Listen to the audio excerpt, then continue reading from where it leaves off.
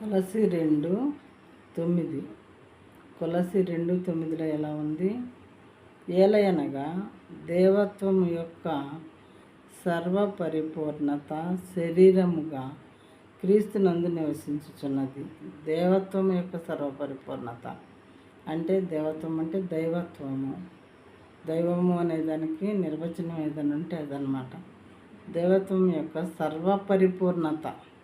ఏదో పరిపూర్ణత అనలేదు. పరిపూర్ణత అంటేనే అసలు ఫుల్ అని అర్థం.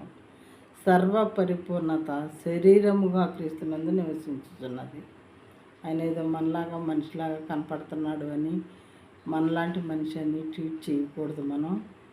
మన ఆయన మెసేజెస్ మనకు రీచ్ అవ్వాలంటే ఆయన మనలాంటి స్వరూపం ధరించుకొని ఈ భూమికి రావటం అవసరమని అలా వచ్చారు. కాబట్టి మనం ఆయన్ని తేలిగ్గా అనుకోకూడదు. ఆయన దైవపుత్రుడు, దేవుని చేత పంపబడిన వాడు, ఆయనే దేవుడు, దేవుడే ఆయన అని చెప్పి బైబిల్ గ్రంథంలో రాయబడి ఉన్నది.